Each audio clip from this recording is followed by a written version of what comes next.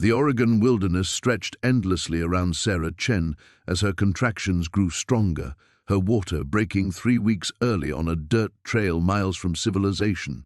She'd fled into these woods to escape Marcus, her controlling husband who'd threatened to take their baby the moment it was born, but now hypothermia and premature labor threatened to kill them both. That's when she spotted it through the rain, a hand-built shelter camouflaged perfectly against the forest floor. Inside, solar panels powered LED lights, medical supplies lined military-grade shelves, and detailed maps marked locations across 3 states. But it was the wall of photographs that made her blood freeze. Dozens of missing women's faces staring back at her, including her own driver's license photo pinned among them. Sarah realized she hadn't stumbled upon some random survivalist's hideout. What she'd found was a hunter's lair, and she was his next target. But Sarah wasn't just any victim. She was a former FBI behavioral analyst who'd faked her own death to escape Marcus, and now her specialized training might be the only thing standing between her unborn child and a predator who'd been watching her every move. The question that would haunt her: how long had he been planning this, and how many women had already died in these woods? Before we jump back in, tell us where you're tuning in from, and if this story touches you, make sure you're subscribed, because tomorrow I've saved something extra special for you. Sarah's hands trembled as another contraction ripped through her abdomen, forcing her to grip the doorframe of the shelter. The baby wasn't waiting. Not for the storm to pass, not for rescue, not for her to process the horrific discovery surrounding her. Through the haze of pain and adrenaline, her analytical mind catalogued details with mechanical precision. The photographs weren't random. Each woman shared similar features: dark hair, petite build, early to mid-30s. Like her, red pins marked some faces, yellow pins others. She didn't want to consider what that system meant. Her own photo bore no pin yet, suggesting she was still in the planning phase of whatever sick game this predator played. Rain hammered the shelter's roof as Sarah forced herself deeper inside, away from the photographs but closer to other disturbing evidence. A laptop sat open on a wooden table, its screen displaying a spreadsheet. Names, dates, locations. Her fabricated identity, Emma Walsh, appeared in the most recent entry, along with her new address in Cascade Falls, the hiking trail she'd taken, even her doctor's appointments. Someone had been watching her for weeks. The contractions intensified, coming every 3 minutes now. Sarah grabbed medical supplies from the shelves, her FBI training warring with maternal instinct. She could deliver this baby. She'd taken emergency medical courses during her time at Quantico, but doing it here, in a killer's lair, while he could return at any moment, turned her stomach. She needed to think like the profiler she'd once been. This level of surveillance required significant resources and local knowledge. The killer wasn't some drifter. He was embedded in the community, possibly in law enforcement or another position of trust. Someone with access to records, someone people wouldn't suspect. Thunder crashed overhead as Sarah spotted something that made her blood run cold. Security monitors showed live feeds from cameras positioned throughout the forest. She could see the trail she'd taken, the fallen log where she'd rested 2 miles back, even the parking area where she'd left her car. He had eyes everywhere. One screen showed movement. A figure in dark clothing moved purposefully along the main trail, heading directly toward the shelter. Sarah estimated 15 minutes before he arrived, maybe 20 in the storm. Her water had broken less than an hour ago, but stress and adrenaline were accelerating everything. She might not have 15 minutes. Grabbing the laptop, she tried to access files, but everything was password protected. The maps on the wall showed red X's marking specific locations, burial sites, she realized with growing horror. Dozens of them spread across the Cascade Mountains. This wasn't just one killer. It was a systematic operation spanning years, possibly decades. Another contraction doubled her over. When it passed, she noticed something else. Evidence bags on a bottom shelf, each labeled with a name and date. Personal items from victims, jewelry, phones, driver's licenses, trophies. The monitor showed the figure getting closer. Sarah grabbed what supplies she could carry and retreated toward the back of the shelter, where another exit led deeper into the forest. She couldn't stay here, couldn't give birth in this nightmare museum of murdered women. But venturing back into the storm in active labor meant almost certain death for her and the baby.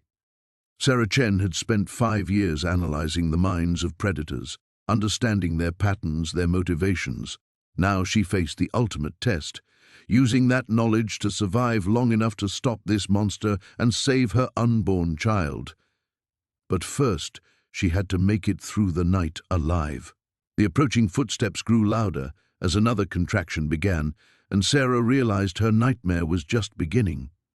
The woman behind the counter had kind eyes, the sort that made Maya want to confess everything.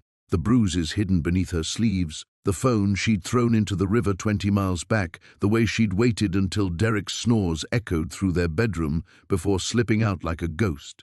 Instead, she managed a tired smile and asked for directions to the nearest women's shelter. "Honey, the closest one is in Millbrook, about 60 miles south." The clerk's voice carried genuine concern, but that's a long drive in this weather, especially with night coming on. Maya's heart sank. 60 miles might as well have been 600 with her gas tank hovering near empty and only $43 in her pocket. She'd grabbed what cash she could from Derek's wallet, but it wouldn't get her far. "There's something else, though." The woman leaned forward conspiratorially. "About 15 miles up the mountain road, there's a place called Haven House. It's not official, if you know what I mean, but they help women in situations. Good people run it." Maya felt a flicker of hope. "How do I find it?" "Take Route 78 north until you see the old logging trail marker. Turn left and follow the dirt road about 3 miles. You'll see a wooden sign with a butterfly carved into it. That's how you know you're in the right place." The directions seemed simple enough, but as Maya drove deeper into the wilderness, doubt crept in.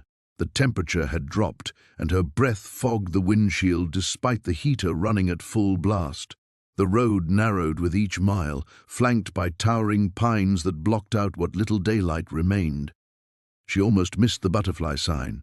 It was smaller than expected, weathered and partially hidden by overgrown branches.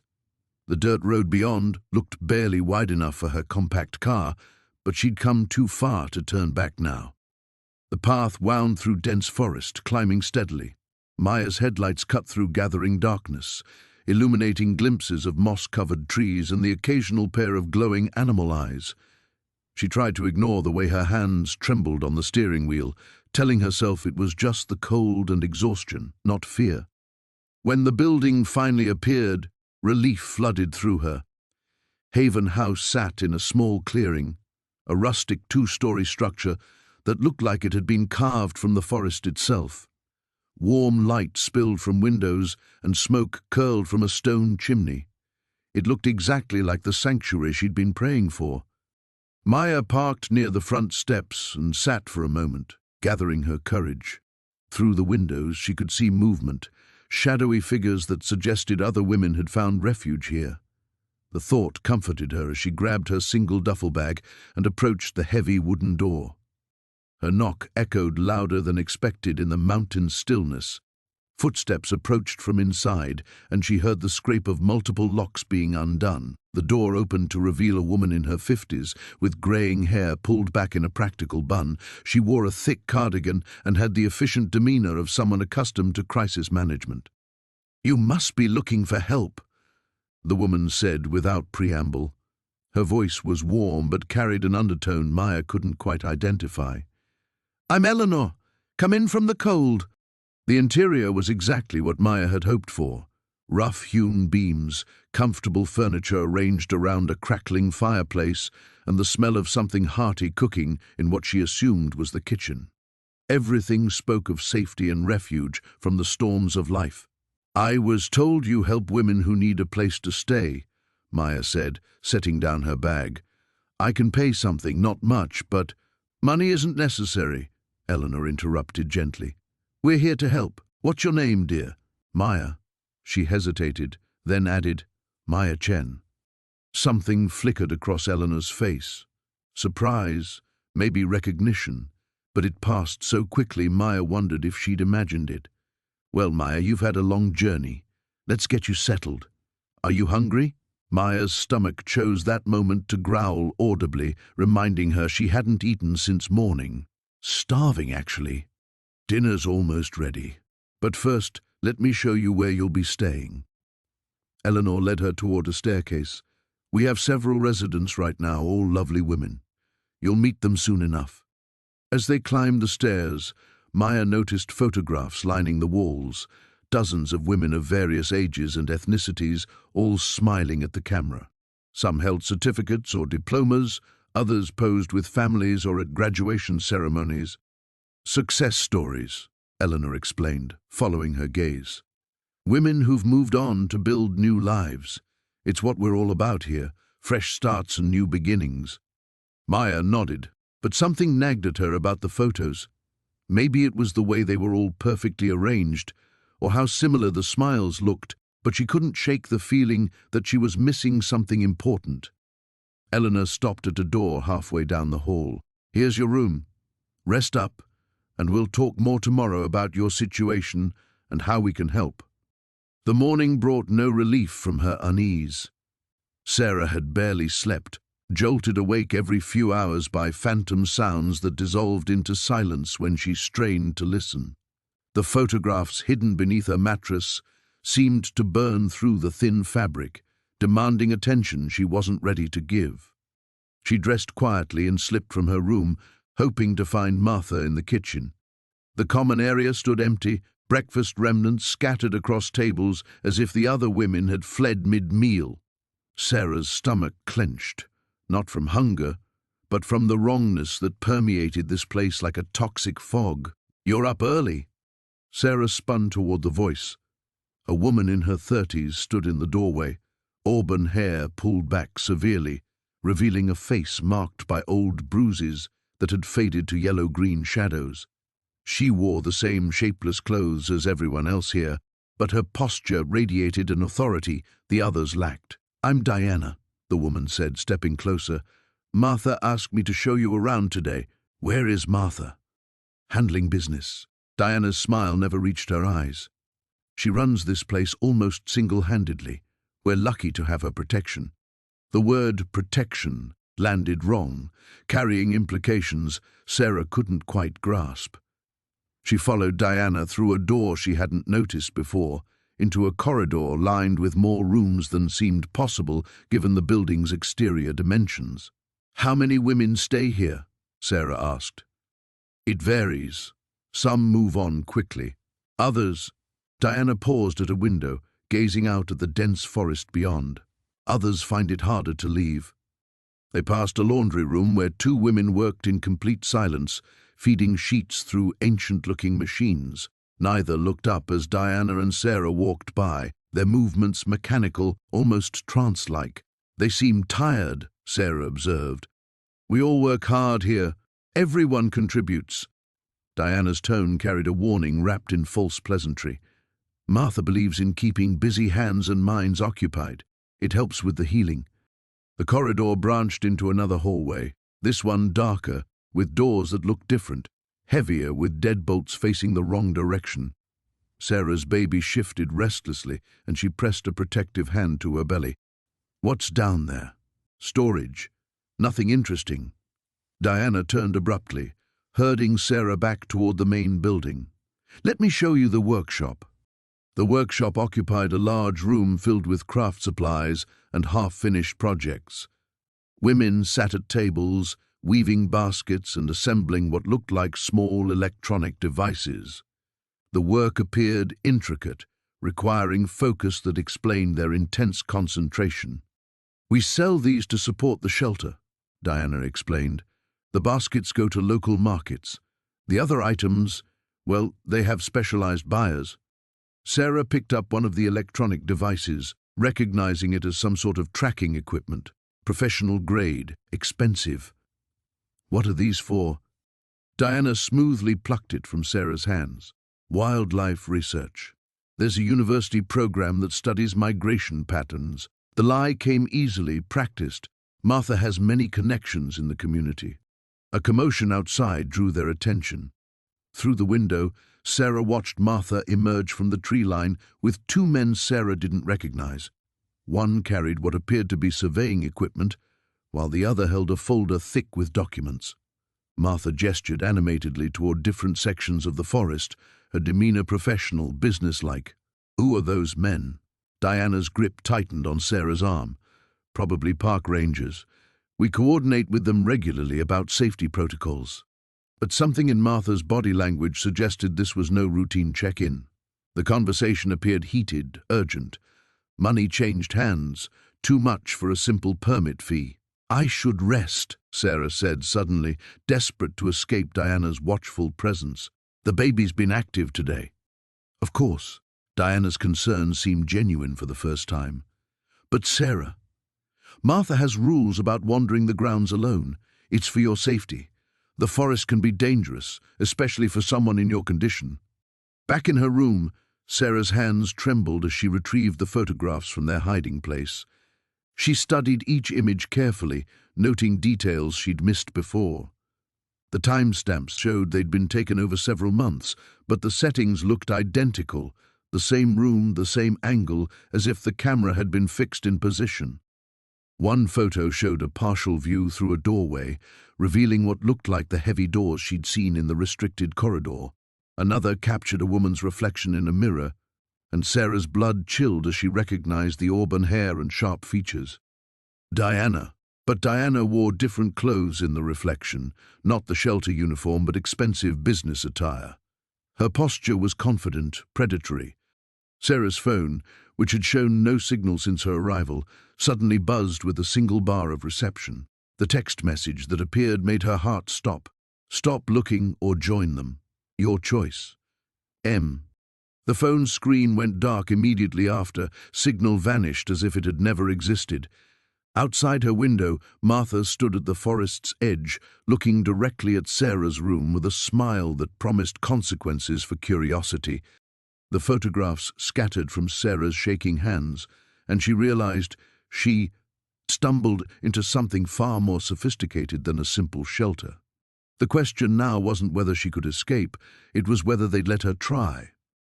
The morning light filtering through the cabin windows revealed details Sarah hadn't noticed in her exhausted state the night before. Dust motes danced in golden beams, settling on surfaces that should have been pristine in an active shelter. The wooden table bore water rings from countless mugs, and the chairs showed wear patterns from regular use. Yet something felt wrong about the emptiness surrounding her. Sarah ran her fingers along the kitchen counter, finding it spotless but cold, too clean. The kind of cleanliness that came after someone had scrubbed away evidence rather than maintained daily tidiness. She opened the refrigerator again, studying its contents more carefully. Fresh vegetables, milk that wouldn't expire for another week, eggs, sandwich meat. Enough food for several people, not just Ruth's modest needs. The baby shifted within her, a gentle reminder of her vulnerability. Sarah pressed her palm to her belly, whispering promises she hoped she could keep. She needed to eat, to think clearly, to make sense of this place that offered shelter while triggering every survival instinct Marcus had inadvertently taught her to hone. After scrambling eggs and forcing herself to eat, despite her churning stomach, Sarah explored the cabin more thoroughly. The living area contained a fieldstone fireplace with ashes that looked recent, a bookshelf lined with well-worn paperbacks, and a basket of knitting beside a rocking chair. Normal touches that should have been comforting but instead felt like a carefully constructed facade. She climbed the narrow staircase to the second floor, her footsteps echoing in the silence.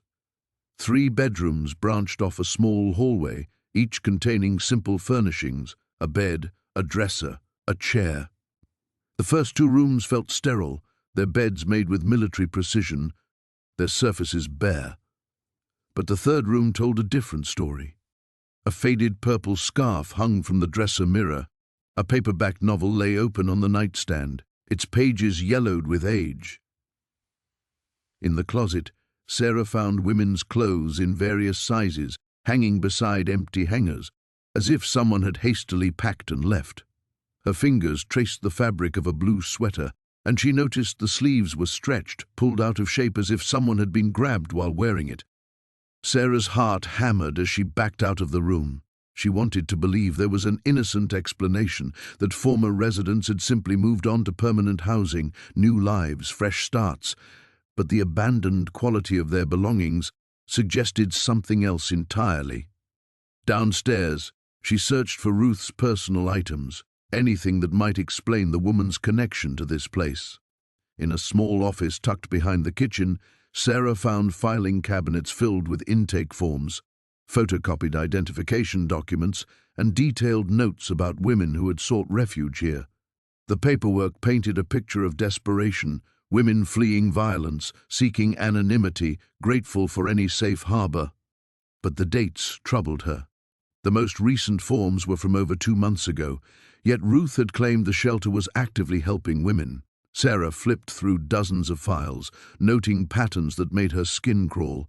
Many of the women had no family, no support systems, no one who would immediately notice their absence. They were isolated, vulnerable, invisible to a world that had already failed them. A loose photograph fluttered from one of the files, landing face up on the floor. Sarah knelt to retrieve it, recognizing the woman immediately despite never having met her. The face matched one of the missing person flyers she'd seen taped to a gas station window 3 towns back. Jennifer Martinez, missing for 4 months, last seen leaving a domestic violence support group. Sarah's hands trembled as she searched through more files, finding 3 other women whose faces she remembered from missing person posters scattered throughout her desperate journey north. The weight of realization settled on her like a suffocating blanket. This wasn't a shelter, it was a hunting ground.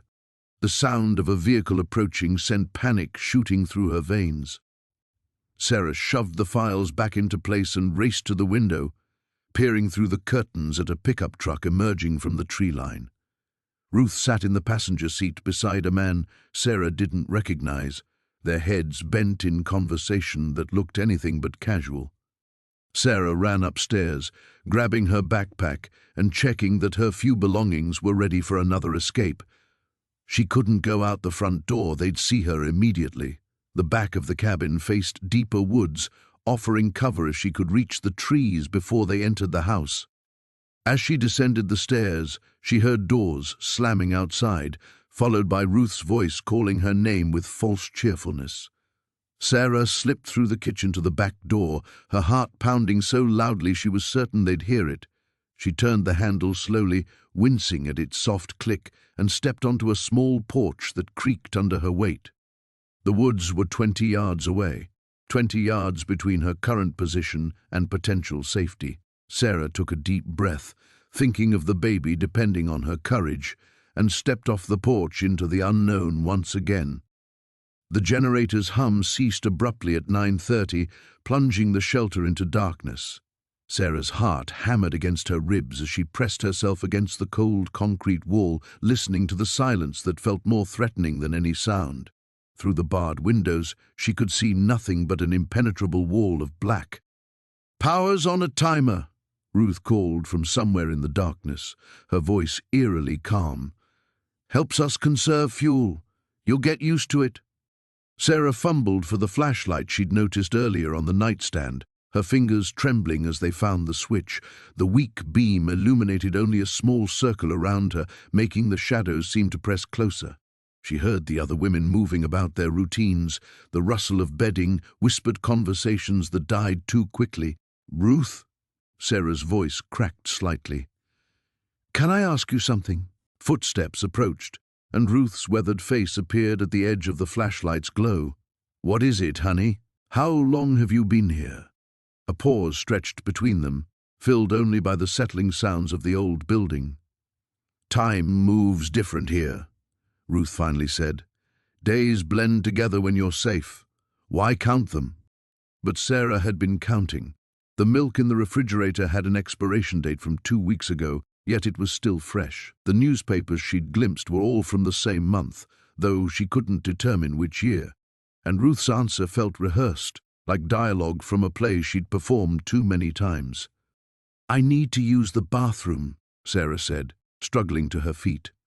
Her pregnancy made every movement awkward. Her center of gravity shifted in ways that still surprised her. "Down the hall, second door on the left," Ruth said. "Mind the step." Sarah made her way carefully down the corridor, the flashlight beam dancing ahead of her.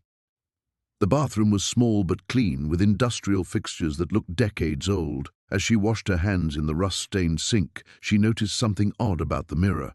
There were scratches in the silvering, deliberate marks that looked almost like letters. She angled the flashlight upward, and her breath caught. Etched faintly into the glass were the words "They watch," and below it, "Count the women." Her hands shook as she traced the letters with her finger. Someone had taken considerable time to scratch these warnings into the mirror, working carefully to make them visible only at the right angle, with the right light. How many women had used this bathroom? How many had seen these words and understood their meaning?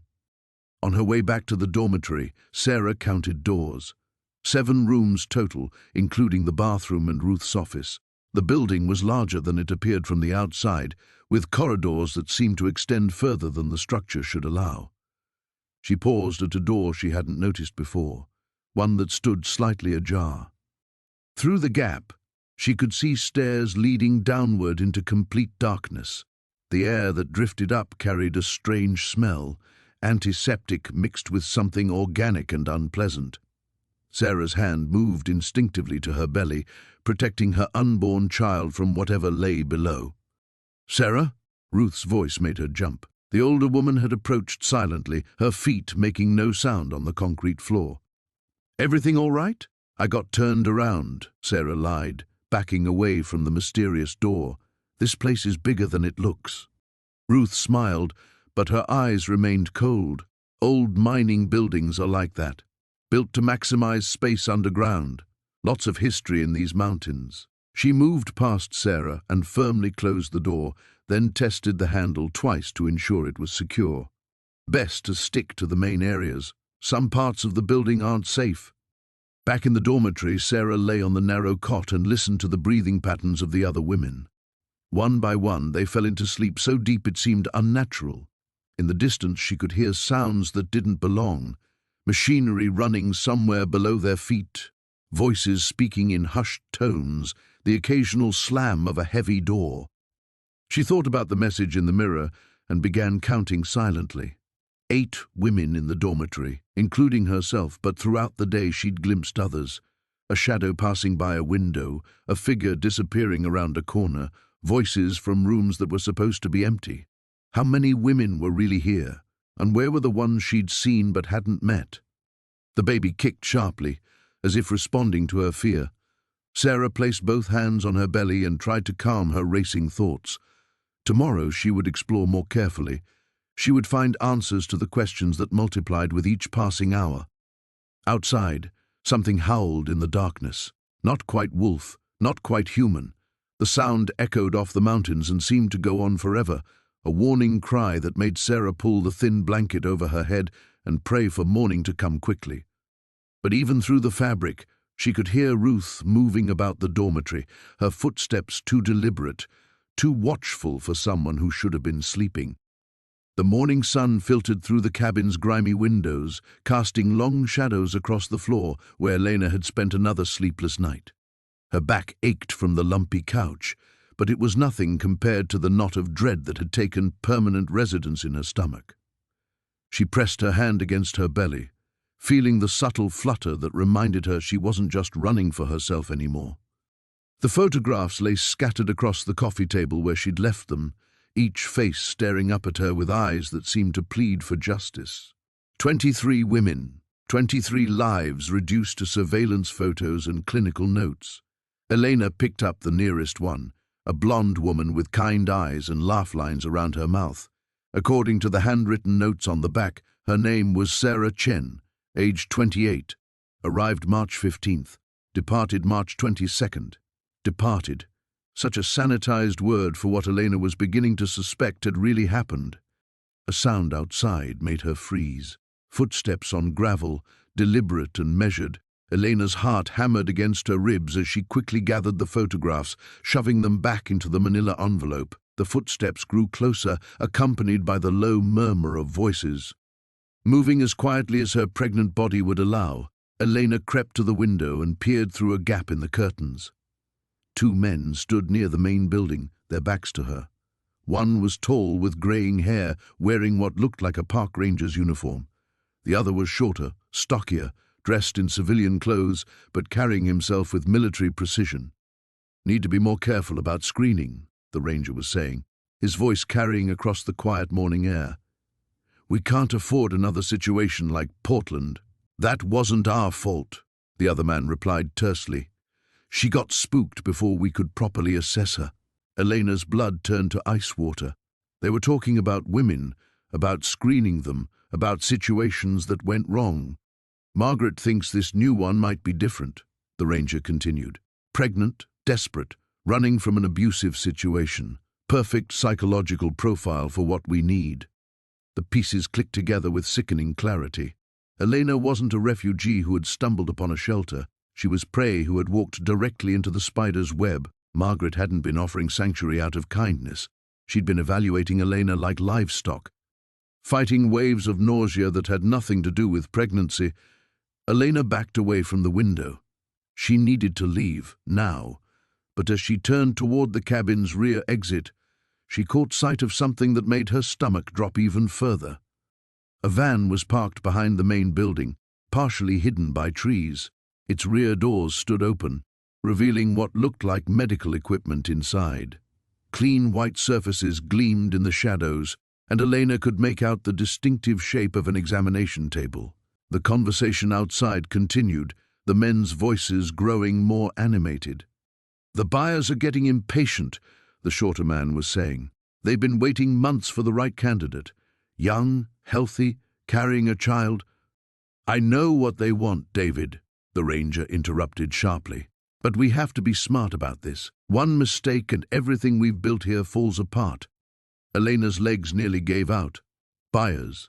They weren't just killing these women, they were selling them. Selling their babies. The shelter was nothing more than a front for a human trafficking operation specializing in pregnant women who wouldn't be missed. Moving with desperate urgency now, Elena grabbed her backpack and began stuffing it with the few supplies she'd unpacked. Her hands shook so violently she could barely manage the zippers. The photographs went in first, evidence that might be the only hope those missing women had for justice. She paused at the cabin door, listening intently. The voices had moved away, but she could hear the distant sound of an engine starting. Through the front window, she watched the van pull away down the dirt road, leaving only the ranger behind. He was walking toward Margaret's office, his posture relaxed and unsuspecting. Elena slipped out the back door and into the tree line, moving as quickly and quietly as she could manage. Every step took her further from the nightmare masquerading as salvation, but she knew escape was only the first part of her problem. She was miles from the nearest town, pregnant and alone, with no vehicle and limited supplies. But she was alive, and she had evidence. As she pushed deeper into the wilderness, Elena's mind raced with the implications of what she'd discovered. How many women had disappeared through this place? How many babies had been stolen from their mothers? The casual way those men had discussed their operation suggested this had been going on for a long time. Behind her, she heard the faint sound of a door slamming, then Margaret's voice calling her name. They'd discovered her absence. Elena began to run. The journal trembled in Sarah's hands as she read the final entry by lamplight. March 15th. He says we're moving to the main facility tomorrow. Lisa tried to run last night. They brought her back this morning, but something was wrong with her eyes. Empty, like she wasn't really there anymore. The entry ended abruptly, ink smeared as if the pen had been dropped mid-sentence. Sarah's stomach lurched, and not from morning sickness. She pressed her palm against her belly, feeling the subtle swell where her child grew. Whatever happened to these women, she couldn't let it happen to her baby. A sound from outside made her freeze. Footsteps on gravel, deliberately quiet but not quiet enough. Sarah blew out the lamp and crawled to the window, peering through a gap in the curtains. A figure moved between the trees, carrying what looked like a flashlight, though the beam was off. Even in the darkness, she recognized Marcus's broad silhouette. He was checking the cabins. Sarah's mind raced. If he found her awake, found the journal, found any evidence she'd been investigating. She couldn't complete the thought. Moving as silently as possible, she shoved the journal under her mattress and slipped back under the covers, forcing her breathing to slow and deepen. The footsteps paused outside her door. Sarah squeezed her eyes shut, willing herself to appear asleep as a thin beam of light swept across her window. After what felt like an eternity, the footsteps moved on. She lay motionless until dawn, her mind churning with fragments of what she'd discovered. A main facility, missing women, something that changed people, made them empty. And Marcus, conducting night patrols like a guard rather than a caretaker. "Sleep well, dear?"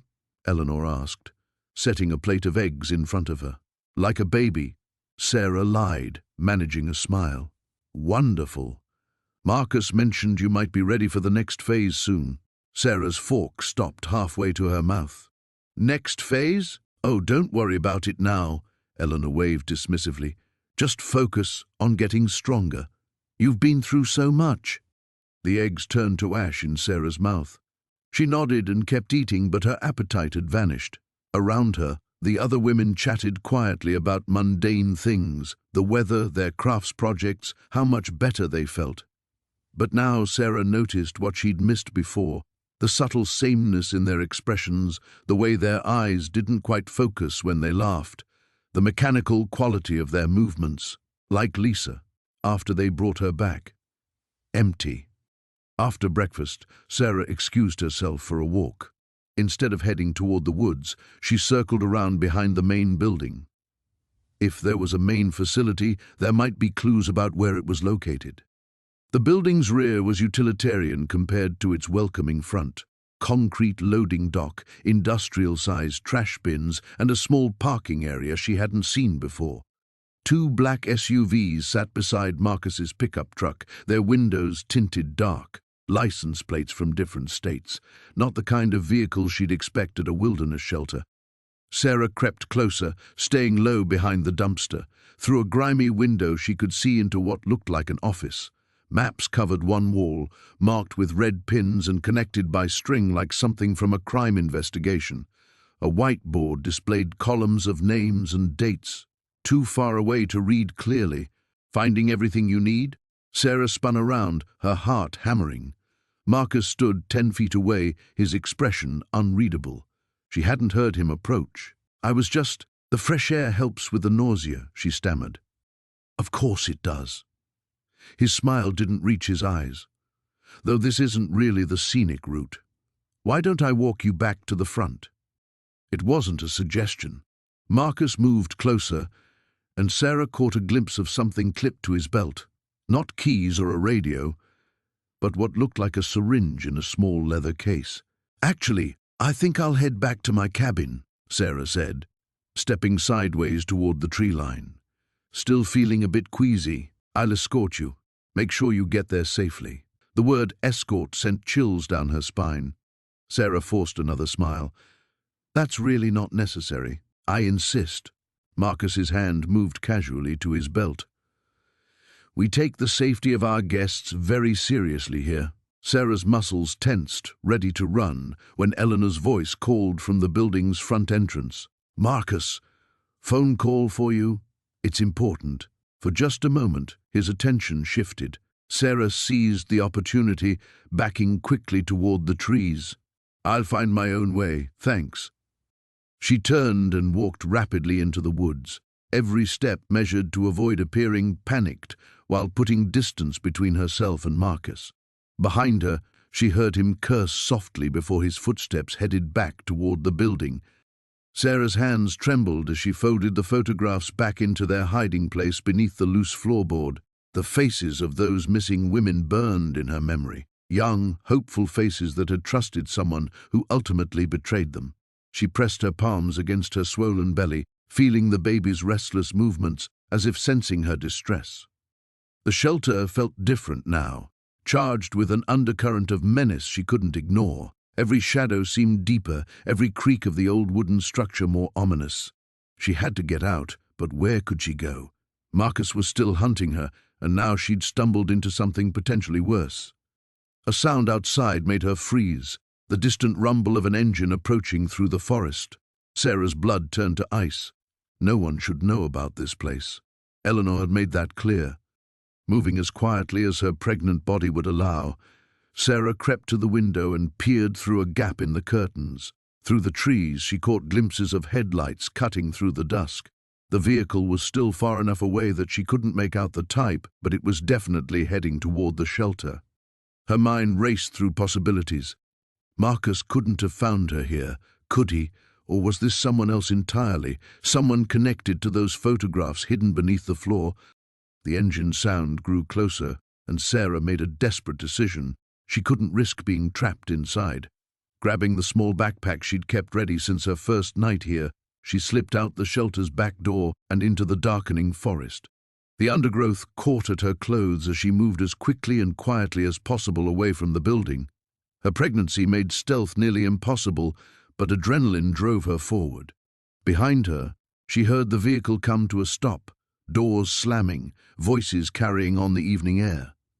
Sarah crouched behind a massive pine tree, trying to control her breathing while straining to hear. The voices were too distant to make out words, but she could tell there were at least 2 people, maybe 3. Male voices, she thought, though she couldn't be certain. Light flickered through the shelter's windows as whoever had arrived moved through the rooms. Sarah's heart hammered against her ribs. Were they looking for her specifically, or was this a routine visit? Either way, she was grateful for her instinct to run. The baby kicked hard, making her gasp softly.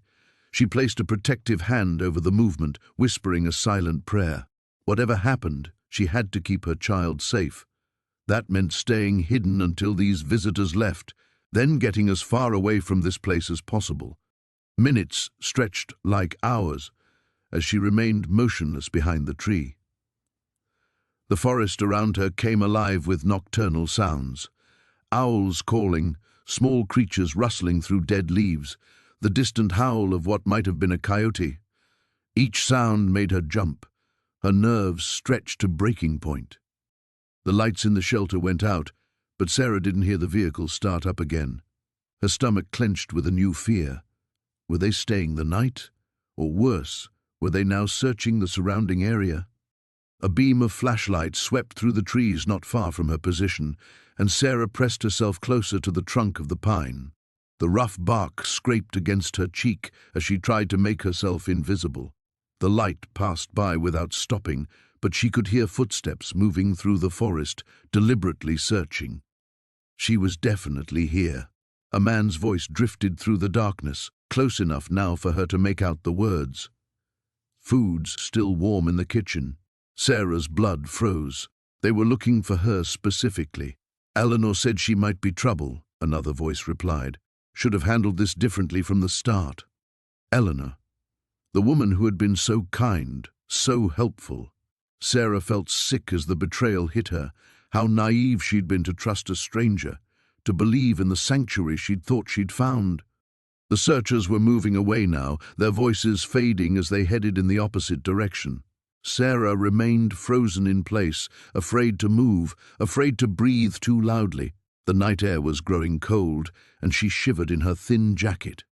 As the forest grew quiet again, except for natural sounds, Sarah began to formulate a plan. She couldn't stay here, exposed and vulnerable, but she also couldn't go back to the shelter. Clearly it wasn't the safe haven she'd believed it to be. She thought about the photographs again, about those missing women who had trusted the wrong people. Was she about to become another face in a hidden collection? Another woman who disappeared without a trace? The baby moved again, reminding her that she wasn't just fighting for her own survival. Somewhere in the darkness ahead lay answers she needed to find, and a choice she would have to make between running from danger once again or standing and fighting to expose the truth. The concrete floor felt like ice against Sarah's bare feet as she crept through the underground corridor. Her flashlight beam danced ahead of her, revealing more doors along the narrow hallway. Each one bore the same scratched numbers, the same heavy locks. The air grew thicker with each step, carrying scents that made her stomach churn, disinfectant mixed with something organic and wrong. She pressed her ear against the third door, holding her breath. Nothing. The silence felt absolute, as if the walls themselves absorbed sound. Her hand trembled as she reached for the door handle, knowing it would be locked but needing to try anyway. The metal was cold and unforgiving under her palm, locked just like the others. A soft thud echoed from somewhere behind her, deeper in the tunnel system. Sarah's blood froze. Someone else was down here.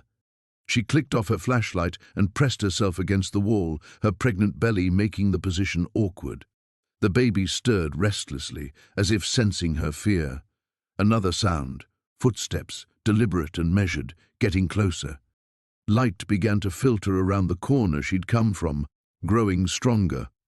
Sarah looked frantically for somewhere to hide. The corridor stretched ahead into darkness, but she couldn't tell how far it went or where it led. Behind her, the footsteps continued their steady approach. She made her choice and moved forward into the black, one hand trailing along the wall for guidance. Her bare feet made almost no sound against the concrete, but every small noise seemed amplified in the oppressive quiet. The baby pressed against her ribs, making it hard to breathe silently. The corridor turned sharply to the right, and Sarah stumbled slightly, catching herself against the wall. Her palm came away damp. She didn't want to think about what the moisture might be. Behind her, the footsteps had stopped. She strained to listen, her heart hammering so loud she was sure it would give her away. Then she heard it, the jingle of keys, followed by the grinding sound of a lock turning. Someone was opening one of the doors.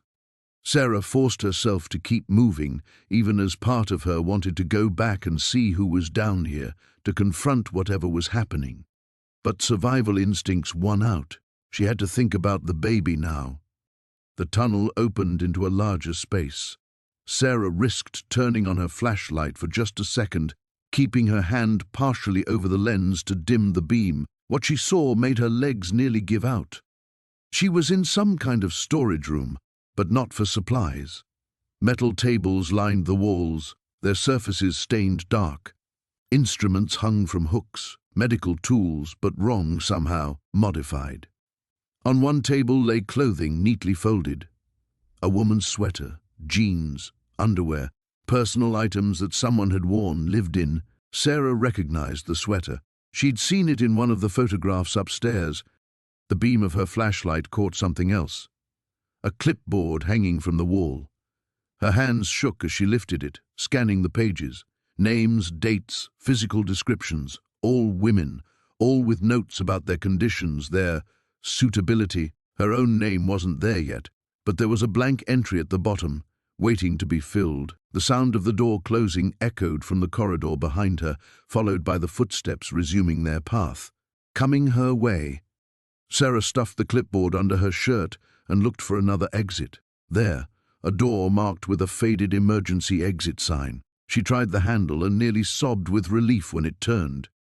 The door opened onto a narrow staircase leading up. Natural air flowed down from above, carrying the scent of pine and earth. An escape route. She climbed as quickly as she dared, her legs burning with the effort.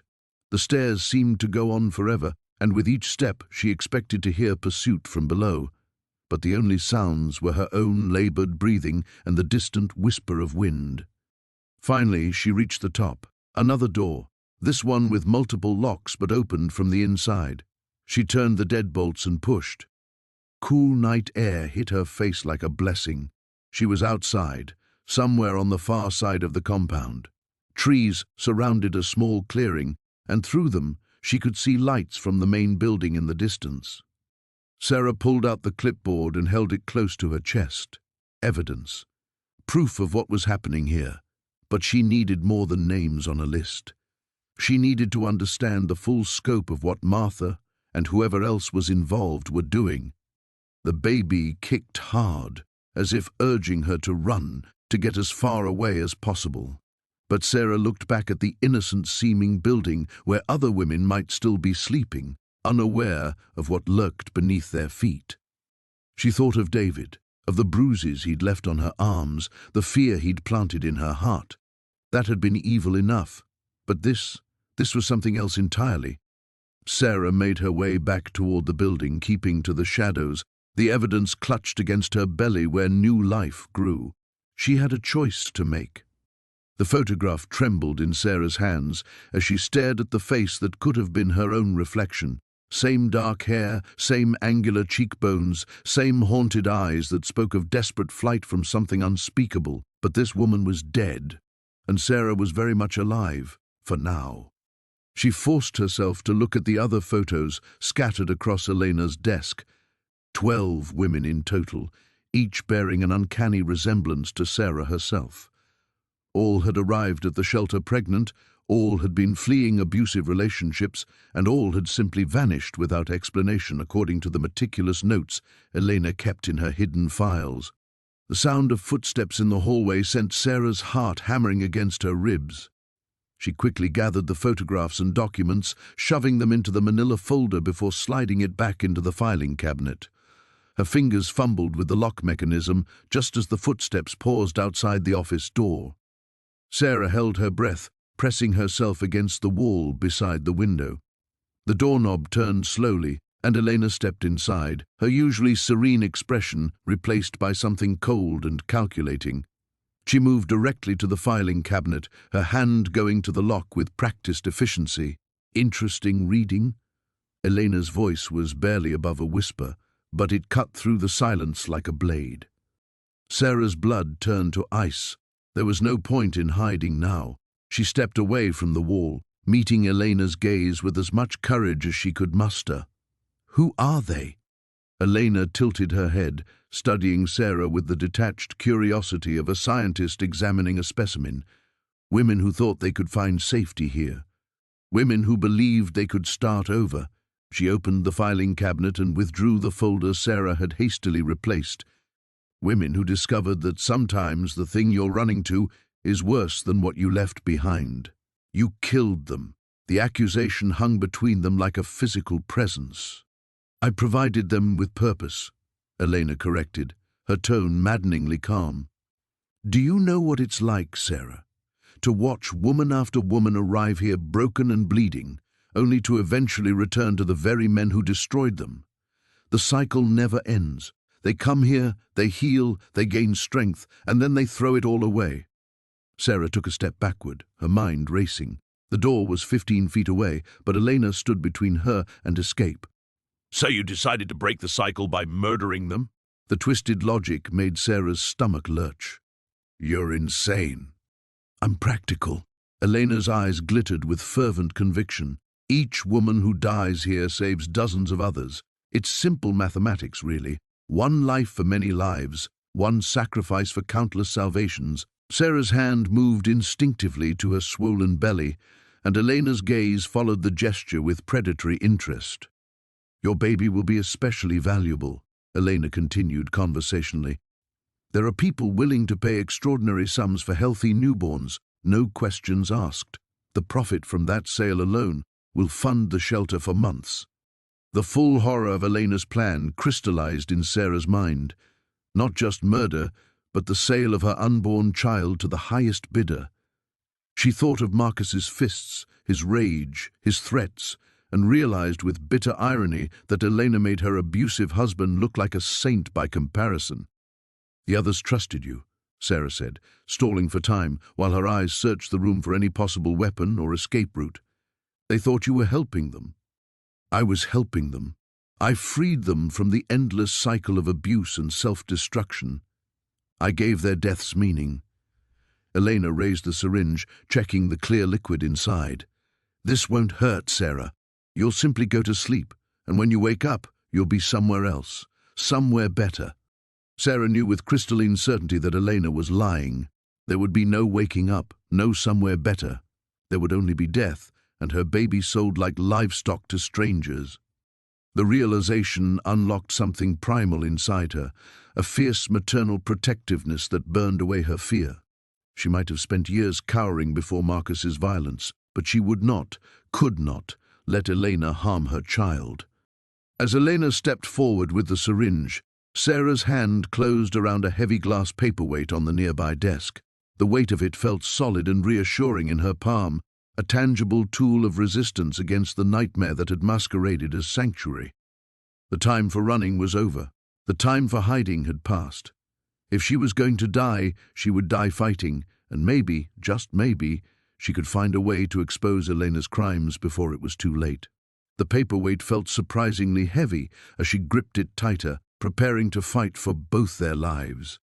The floorboards groaned beneath Maya's feet as she descended into the cellar, her phone's flashlight cutting through the suffocating darkness. The air grew thicker with each step, carrying the metallic scent of rust and something else she didn't want to identify. Behind her, Sarah's labored breathing echoed off the stone walls. "Are you sure about this?" Sarah whispered, her voice barely audible. Maya's hand instinctively moved to her belly, where the baby stirred restlessly. "We need proof, real evidence that we can take to the authorities." The cellar stretched further than she'd expected, branching into several narrow corridors. Maya chose the path to the right, following scratches on the wall that looked deliberate, marks that might have been made by fingernails or something sharp. Her heart hammered against her ribs as she noticed the scratches formed letters, H-E-L-P. "My God," Sarah breathed, seeing the same thing. They pressed forward until the corridor opened into a larger chamber. Maya's flashlight beams swept across the space, revealing what looked like makeshift sleeping areas. Thin mattresses on the floor, blankets stained with age and worse things.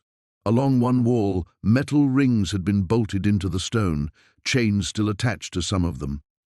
But it was the far corner that made Maya's blood turn to ice. A crude desk sat against the wall, and spread across its surface were photographs, dozens of them. Women of all ages, all looking terrified. Some of the photos appeared to be driver's license pictures or social media screenshots. Others were clearly taken without the subject's knowledge. Maya forced herself to look closer, documenting everything with her phone's camera. Among the photos, she found a ledger filled with handwriting in different inks, as if entries had been made over many months or years. Names, dates, physical descriptions, and locations where the women had been acquired, that was the word used repeatedly. "Jesus Christ," Sarah said, looking over Maya's shoulder. "This isn't just about the shelter, this is human trafficking." Maya flipped through more pages, her hands shaking. The entries went back 3 years, with detailed notes about which women had been processed and which had been transferred. The clinical language made her stomach turn. These weren't just missing women, they were commodities in someone's sick business. A loose photograph fell from between the pages, and Maya's heart stopped. It was Rebecca, the nervous woman who'd arrived just days ago. But this photo was older, dated 6 months earlier according to the notation on the back. 6 months before she'd shown up at the shelter claiming to be running from an abusive boyfriend. "She's been watching us," Maya whispered. "Rebecca isn't a victim. She's part of this." Sarah grabbed Maya's arm. "We need to get out of here. Now." But as they turned to leave, footsteps echoed from the corridor above, heavy boots on the wooden floor, moving with purpose. Maya quickly stuffed several photographs and pages from the ledger into her jacket pocket, then switched off her phone's light. They stood in absolute darkness, listening as the footsteps moved across the main floor of the shelter. A door slammed, followed by muffled voices. Maya couldn't make out words, but she recognized the tones. Miss Chen's authoritative voice and at least 2 others. "There's got to be another way out," Sarah whispered directly into Maya's ear. Maya turned her phone back on, keeping the light low and pointed at the ground. They explored the other corridors branching off from the main chamber. The first led to what appeared to be a storage room filled with supplies, clothing in various sizes, toiletries, even baby formula that made Maya's skin crawl. The second corridor ended in a blank wall. The third corridor sloped upward, and Maya felt a faint current of fresh air.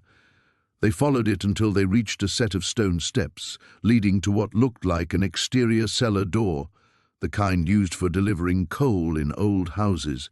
Maya pushed against it, and to her relief it gave way with a rusty groan.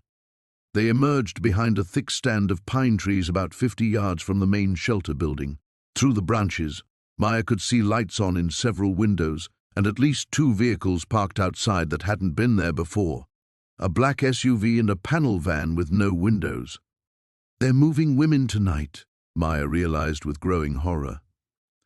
That's why Rebecca was asking so many questions about who was planning to stay long-term. Sarah was already moving toward the trees. We have to get to town. Call the police, the FBI, someone. But Maya hesitated, watching the shelter. Somewhere inside, other women were sleeping peacefully, having no idea they were about to become victims. Women like her, who'd come seeking safety and found only a different kind of predator.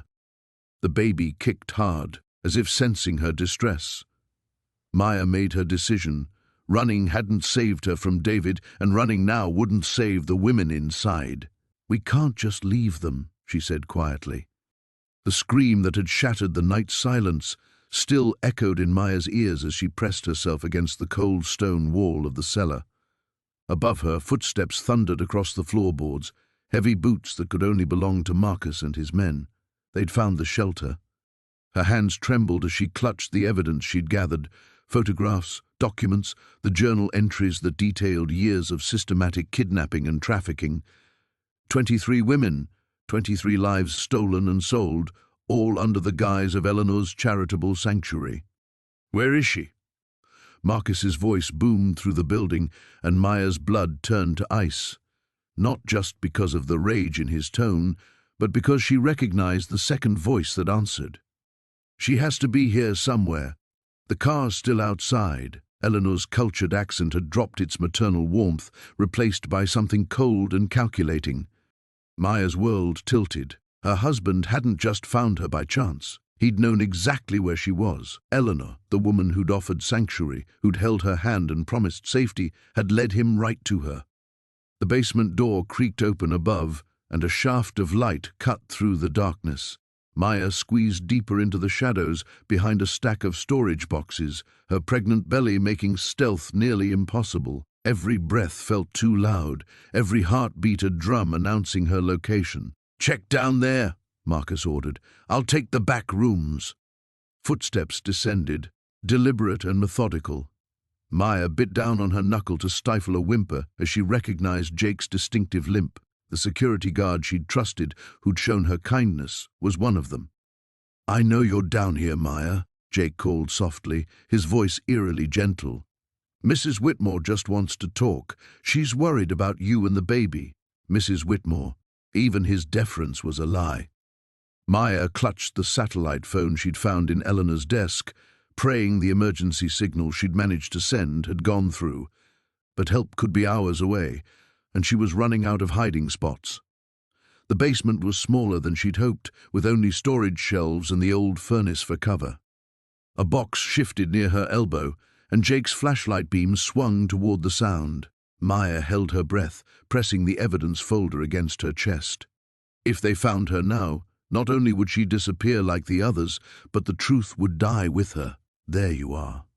The light blinded her, and Maya scrambled backward, knocking over a paint can that clattered across the concrete floor. Jake moved faster than his limp suggested he could, blocking her path to the stairs. "Please," Maya whispered, "my baby." "The baby's exactly why you need to come upstairs," Jake said, his flashlight never wavering. "Mrs. Whitmore has plans for both of you, special buyers who pay premium prices for unique situations." The casual way he said it made Maya's stomach lurch. She thought of the photos upstairs, young women, some barely adults, some obviously pregnant, all of them marked with sale prices in Eleanor's neat handwriting. "You're making this harder than it needs to be," Jake continued, reaching for her arm. Maya jerked away and threw the paint can at his head. It caught him in the temple, and he stumbled backward with a grunt of pain.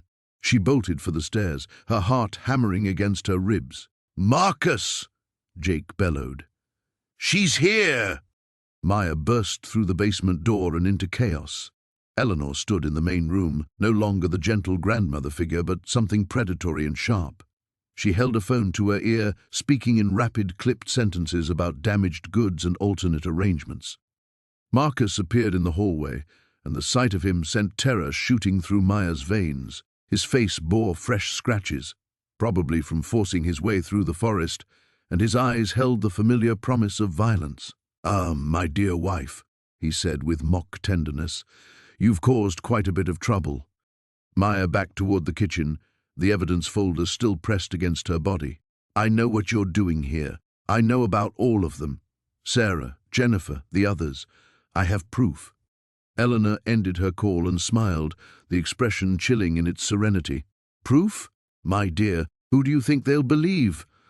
A disturbed pregnant woman with a history of mental instability, or a respected member of the community who's dedicated her life to helping troubled women? The authorities will find your body in the forest, alongside evidence of your tragic suicide," Eleanor continued. "Your husband will be devastated, of course. He came all this way to bring you home, to help you through your difficult pregnancy, but arrived too late." Marcus stepped closer, and Maya saw the rope in his hands. Behind him, Jake emerged from the basement, blood trickling from his temple, but his expression grimly determined. The kitchen door was 3 feet away. Beyond it lay the forest, dark and full of dangers, but also her only chance of escape. Maya made her choice and ran. The silence stretched between them like a taut wire ready to snap. Sarah's heart hammered against her ribs as she watched Marcus's face cycle through emotions, surprise, recognition, and something darker that made her blood run cold. "Well, well," he said finally, his voice carrying that familiar edge she'd learned to fear. "My runaway wife, playing detective in the woods." Sarah's hand instinctively moved to her belly, protecting the life growing inside her. The baby kicked, as if sensing the tension. "Marcus, you need to listen to me. This place saved my life," he cut her off, stepping closer. "When you disappeared, when you humiliated me in front of the entire town, I had nowhere to go." Dr. Reeves understood. He helped me see things clearly. The pieces clicked together with horrifying clarity. Sarah's gaze darted to the medical equipment, the restraints, the files scattered across the desk. The missing women. "You knew about them." Marcus's laugh was hollow, bitter. "Knew about them? Sarah, I helped find some of them. Lost souls, just like you. Women who needed guidance."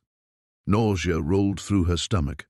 All those nights she'd prayed for his safety after she'd fled, all the guilt she'd carried about leaving him, and he'd been here, participating in this nightmare. "Lily," she whispered, "the girl who tried to escape.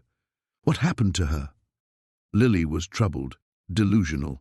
She couldn't accept the help she was being offered. His tone was matter-of-fact, as if discussing the weather. "Sometimes the treatment has to be intensive." Sarah backed toward the door, but Marcus moved faster, blocking her path. The fluorescent light above flickered, casting shifting shadows across his face. In that unstable illumination, she saw the husband who had once promised to cherish her, now transformed into something unrecognizable. "You can't leave again, Sarah. Not this time." His voice carried a pleading note that somehow made it worse. "Dr. Reeves has been developing new methods, revolutionary approaches to helping women like you, women who don't know what's best for themselves. Women like me?" The words tasted like poison. Defiant, ungrateful, unable to accept their proper place. He reached out as if to touch her face, and she flinched away. "But that can be fixed. We can be a family again. A proper family." The medical files on the desk seemed to mock her from the periphery of her vision. How many women had heard similar promises? How many had believed they were being helped right up until the end? "Where is Dr. Reeves now?" she asked, stalling for time while her mind raced through possible escape routes. "Dealing with your friend from the shelter, the one who's been filling your head with ideas about running away again." Marcus's smile was cold. Elena always was too curious for her own good. Terror shot through Sarah's chest. "If you hurt her, you're hardly in a position to make threats." He gestured around the clinical room. "This is where you belong, Sarah. Where you've always belonged, under proper supervision, receiving the care you need." She thought of the journals hidden in her room, of the women who had trusted her with their stories. Their voices seemed to whisper from the walls, urging her forward. "And the baby? will be raised properly, the way children should be raised, with discipline and structure." His eyes gleamed with an fervor that chilled her to the bone. "Dr. Reeves has extensive theories about early childhood development." The implication hung in the air like a toxic cloud.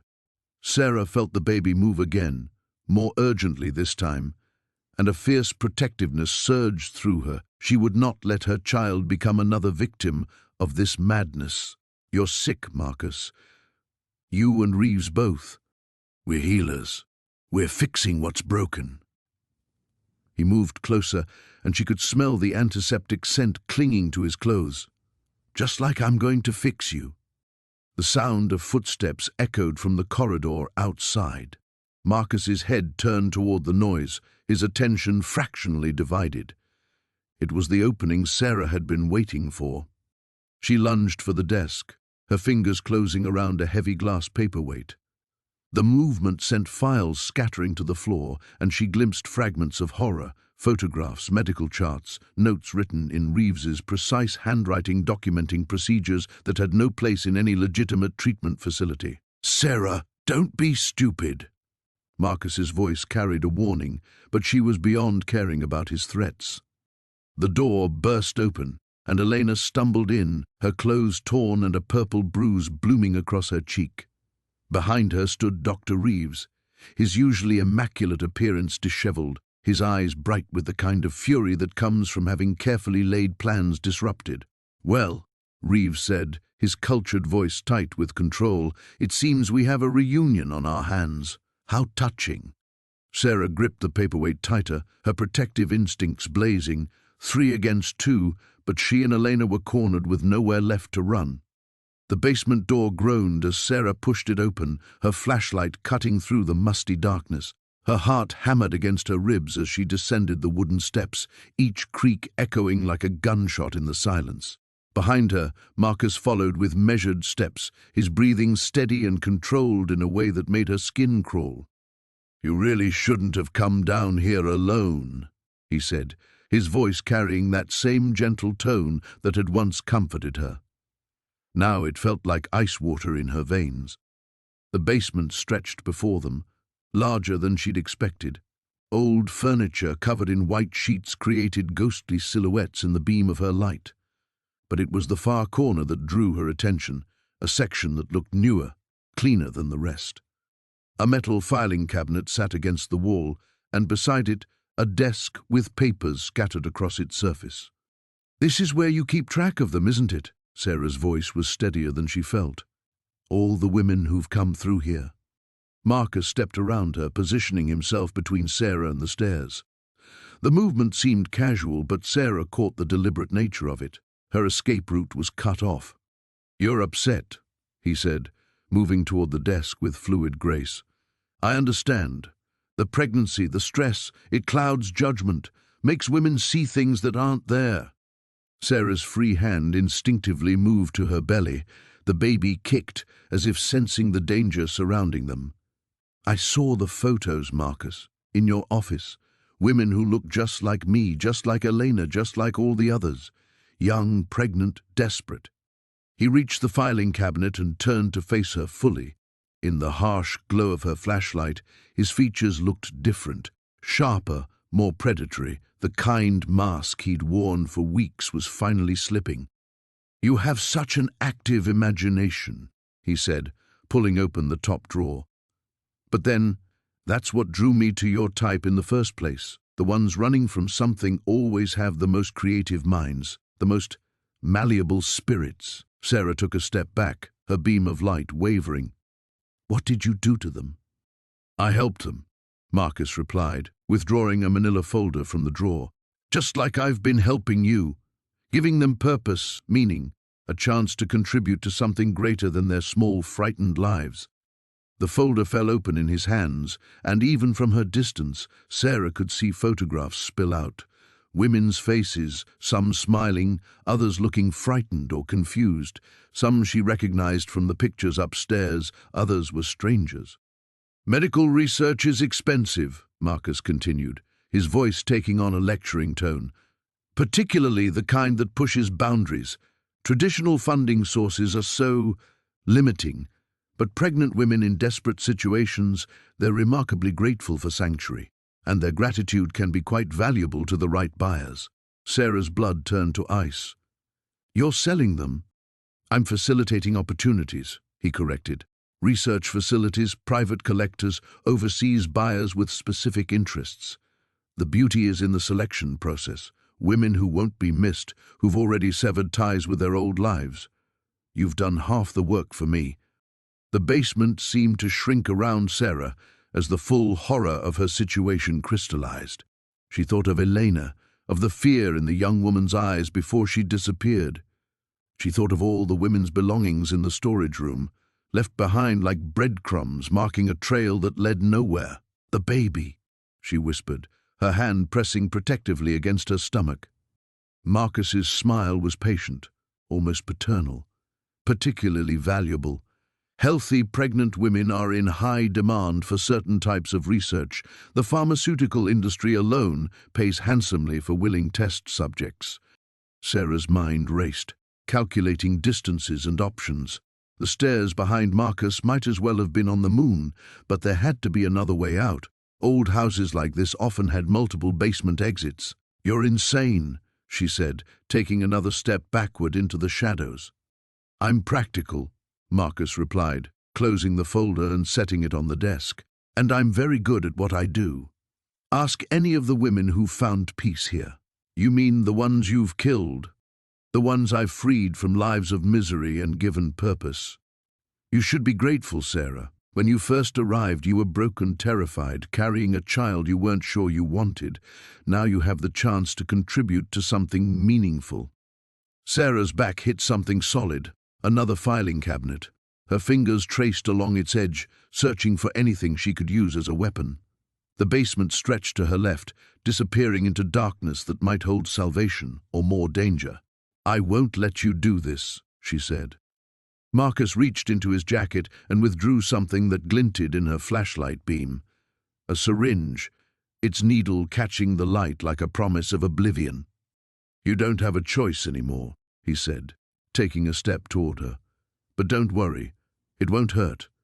I'm very gentle with my guests.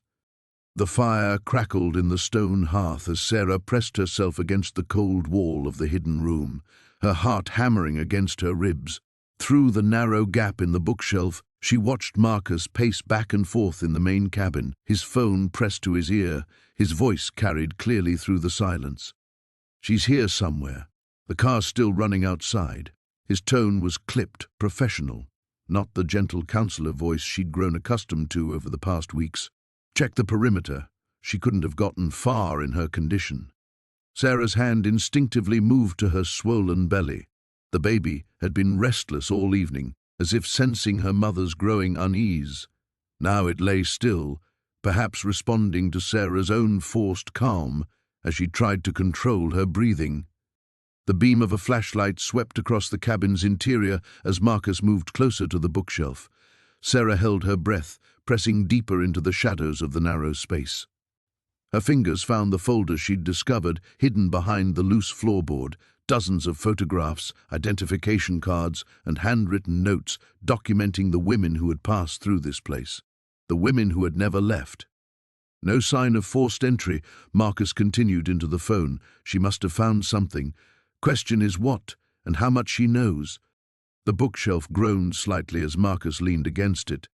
Sarah bit down on her knuckle to stifle a gasp.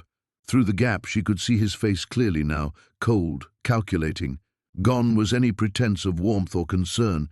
This was a predator assessing his prey. What about the husband? A voice crackled through the phone speaker. Still contained. He's been useful as a cover story, but we may need to accelerate the timeline. Marcus moved away from the shelf, and Sarah exhaled slowly. The clients are getting impatient anyway. A pregnant one will bring premium prices. Sarah's blood turned to ice. The baby kicked sharply, and she pressed both hands to her belly, fighting waves of nausea that had nothing to do with pregnancy. All those women in the photographs, young, vulnerable, desperate, just like her, and Marcus, with his gentle smile and offers of sanctuary, had delivered them all to something unspeakable. The sound of boots on wooden steps echoed through the cabin as someone else entered. Sarah recognized the voice immediately, Dr. Hernandez, the woman who had supposedly been monitoring her pregnancy. "Any luck?" Marcus asked. "Negative. But I found tire tracks heading toward the old logging road. She might be trying to reach the highway." "Unlikely. She's scared, pregnant, and alone. She's hiding close by." Marcus's voice grew harder. "Did you check the medical supplies?" "All accounted for." "But Marcus, if she's seen the files..." "Then we clean up and relocate. Wouldn't be the first time." The casual way he said it made Sarah's skin crawl. "How many in the current pipeline?" 3 arrivals expected this week. The buyers in Mexico are still waiting for their delivery from last month. Sarah squeezed her eyes shut, forcing herself to memorize every word. If she somehow survived this, if she could get word to the authorities, these details would be crucial. The folder in her hands contained names, dates, locations, evidence of a trafficking network that spanned multiple states. Through the crack, she watched Marcus walk to the window and peer out into the darkness. She's resourceful, I'll give her that. Most of them just cower when they realize the truth. What about the baby? Healthy according to your reports. High value. The couple in Dallas specifically requested. Marcus's phone buzzed, interrupting him. He answered curtly. "What?" Sarah couldn't make out the other end of the conversation, but Marcus's expression darkened. "When? How many vehicles?" A pause. "No, maintain the perimeter. She's not getting past us." He ended the call and turned to Dr. Hernandez. "Change of plans. Local sheriff's department is conducting a routine wellness check on our missing guest. Someone must have reported her disappearance." Sarah's heart leaped. David, despite everything he'd put her through, had he actually called the police when she didn't return? Or perhaps Anna from the diner had grown concerned when Sarah failed to show up for their planned meeting. "How long do we have?" Dr. Hernandez asked. 20 minutes, maybe 30 if they stick to the main roads. Marcus moved toward the door. "Start the cleanup protocol. Secure the current inventory and prep the vehicles. If they find nothing, they'll leave. And if they don't?" Marcus paused at the threshold, his silhouette dark against the doorframe. "Then we implement the contingency plan. All of it." Their footsteps receded as they left the cabin. Sarah waited until she was certain they were gone before allowing herself to breathe normally. 20 minutes. She had 20 minutes to figure out how to signal the approaching deputies without getting herself killed in the process. The baby kicked again, stronger this time, as if urging her to move. Sarah gripped the folder tighter and began planning her next move. The forest pressed against Maya like a living thing as she stumbled through the darkness, her phone's flashlight cutting weak slashes through the dense canopy above. Every shadow could hide one of Eleanor's followers. Every snapping twig might herald her capture. The baby kicked frantically against her ribs, as if sensing the danger that surrounded them both. She'd been walking for what felt like hours since escaping the compound, following what she hoped was the same path she'd taken days ago when she first discovered the shelter. But everything looked different in the dark, transformed into a maze of twisted branches and deceiving moonlight. The recordings on her phone felt impossibly heavy in her pocket, evidence of Eleanor's horrific trafficking operation, of the dozens of women who disappeared into this wilderness never to be seen again. A beam of light swept across the trees 50 yards behind her, and Maya's blood turned to ice. They were still following. She pressed herself against the rough bark of an enormous pine, trying to control her ragged breathing. The baby shifted restlessly, and she placed both hands on her belly, whispering a silent prayer for them both to remain quiet. "She can't have gone far." A man's voice drifted through the trees. Maya recognized it as Thomas, Eleanor's second-in-command. "A pregnant woman in the dark? We'll find her before dawn." "Eleanor wants her alive," another voice replied. "Says she's got something that belongs to us." Maya closed her eyes, fighting back tears. Even if she made it out of these woods, who would believe her story? Eleanor had built the perfect cover, a respected therapist running a shelter for vulnerable women. The authorities would need more than Maya's word and some audio recordings to bring down someone so carefully positioned in the community. The searchlights moved away, and Maya forced herself to keep moving. Each step sent jolts of pain through her swollen feet, and exhaustion weighed down her limbs like lead. She thought of Marcus, probably still searching for her, not knowing she'd fled from him only to find something infinitely worse. The irony wasn't lost on her. In running from one monster, she'd discovered a whole den of them. A new sound reached her ears over the whisper of wind through leaves. Water. Running water meant civilization, meant roads and people and safety. She adjusted her course toward the sound, pushing through a tangle of low-hanging branches that caught at her clothes and hair. The creek was narrow but swift, its dark surface reflecting fragments of moonlight. Maya knelt at its edge, cupping the cold water in her hands and drinking deeply. For a moment she allowed herself to rest, to think. The recordings on her phone contained conversations about pickup schedules, about buyers in distant cities, about the systematic disappearance of women society had already forgotten. If she could get this evidence to the right people. A twig snapped behind her, and Maya spun around to find Eleanor herself standing at the edge of the clearing. The woman looked different now. Gone was the motherly facade and gentle smile. In their place stood someone cold and calculating, her eyes reflecting the moonlight like a predator's. "Hello, Maya," Eleanor said softly. "You've caused quite a bit of trouble tonight." Maya scrambled to her feet, her hand instinctively moving to protect her belly. "I know what you've been doing. I have proof." Eleanor stepped closer, her movements deliberate and unhurried. "Do you? And what exactly do you think you know about my work here?" "I know about the women who never left, about the buyers, about everything." Maya's voice shook despite her efforts to sound strong. "The police will believe me. The police know me as someone who's dedicated her life to helping women like you," Eleanor replied with a thin smile. "Women who make up stories, who can't be trusted, who have histories of mental instability. Who's going to believe a runaway pregnant woman with a documented history of domestic violence over a licensed therapist with 20 years of community service?" The truth of those words hit Maya like a physical blow. Eleanor was right. She was the perfect victim, someone whose credibility was already compromised by her circumstances. Even with the recordings, it would be her word against that of a respected professional. "But there's still time to make this right," Eleanor continued, taking another step closer. "Come back with me, Maya. Let me help you through this difficult time. The stress of pregnancy, the trauma of an abusive relationship, these things can make a person imagine all sorts of things that aren't really there." Maya backed toward the creek, her mind racing. Eleanor was offering her a way out, a chance to pretend none of this had happened.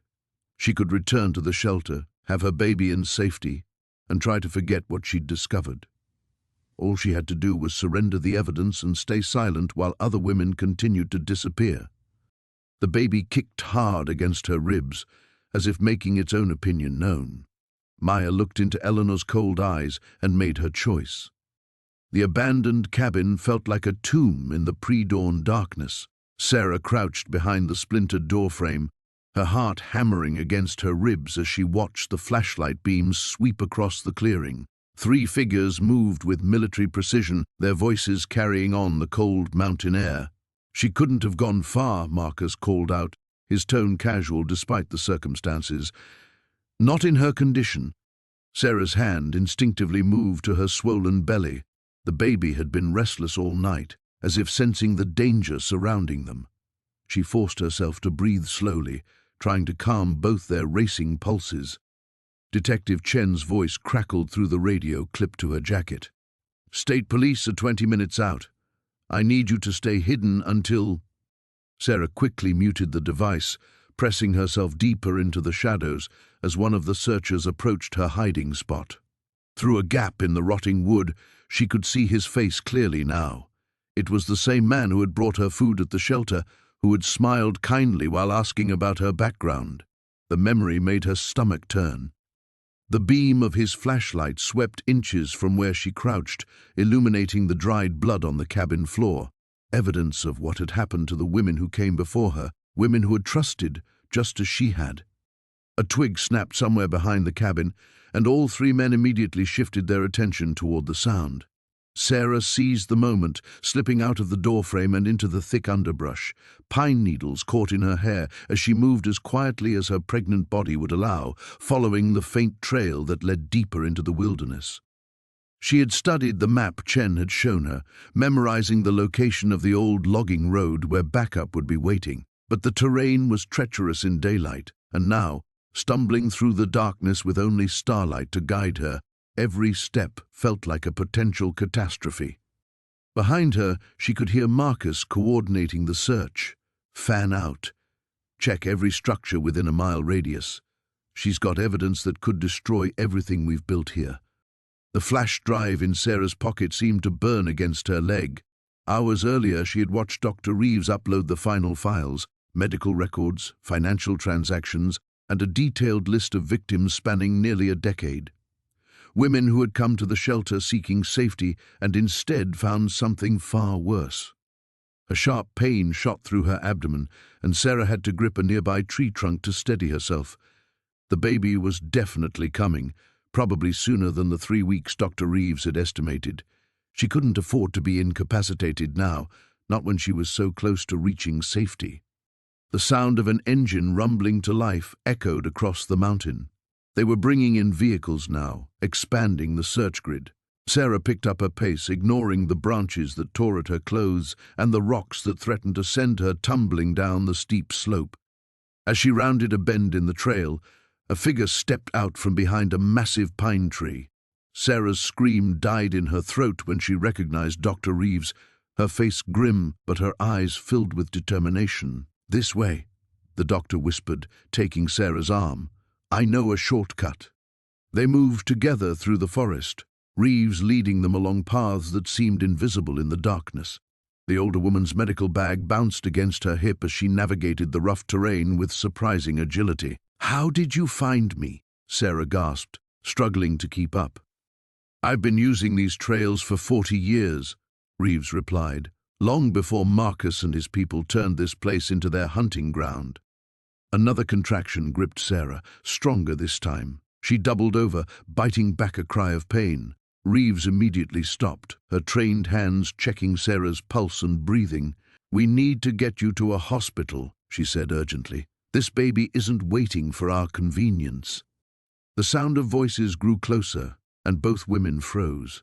Through the trees they could see flashlight beams bobbing in their direction. Marcus had found their trail.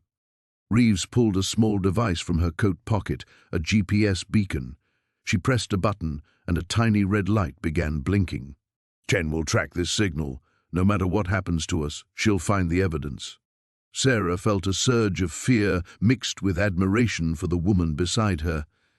Dr. Reeves had risked everything to expose the truth, knowing it would likely cost her the life she had built in these mountains. "There!" Marcus's voice cut through the night. "I see them!"